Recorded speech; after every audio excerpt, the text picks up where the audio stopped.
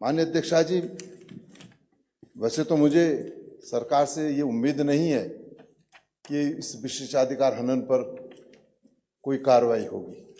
मैं इस विशेषाधिकार हनन को इसलिए इस सदन में लाया हूं ताकि ऐसे अधिकारियों के साथ अगर कभी भी कोई बात या कोई घटना घटित होती है तो उसमें ये रिकॉर्डेड रहे कि इन अधिकारियों का आचरण कैसा है। मैं माननीय अध्यक्ष जी कहना चाहूँगा, प्रबंधक निदेशक उत्तराखंड जल विद्युत निगम देहरादून, इनको मैंने 24 जनवरी 2026 को और 19 फरवरी 2026 को टेलीफोन से बात करने का प्रयास किया और दोनों ही बार इनका संदेश आता है। एक बार इन्होंने कहा कि मैं दिल्ली मीटिंग में हूं, एक बार कहा इन्होंने कि मैं बाद में आपको कॉल करूंगा, लेकिन उसके बावजूद भी प्रबंध निदेशक का जो है फोन ना आना, ये बहुत गंभीर विषय है। और इस अधिकारी के बारे में मैं इसलिए कह रहा हूं, इससे पूर्व भी मैंने वो मैसेजेस मेरे पास नहीं है, डिलीट कर दिए मैंने।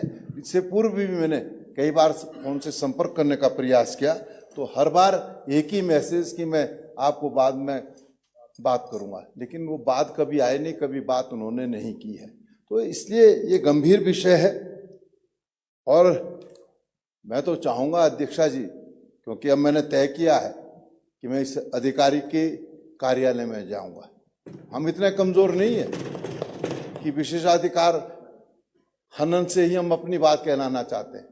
हम ये बात इसलिए आपके माध्यम से सरकार को कह रहे हैं कि अधिकारियों का जो रवैया है, सरकार उनके रवैये को सुधारने का काम करे, और अगर नहीं करेगी तो भाई जनता द्वारा हमको चुना गया है और जन समस्याओं के लिए हम कार्यालय भी जाएंगे और उनका घेराव करने का भी काम करेंगे। और अगर उस दिन कोई ऐसी घटना घटित होगी तो संपूर्ण जिम्मेदारी सरकार की होगी। इसलिए लाना पड़ रहा है, इसलिए मैंने इस विशेषाधिकार हनन को, वरना मैं तो जानता हूं कि कुछ नहीं सरकार ने करना है।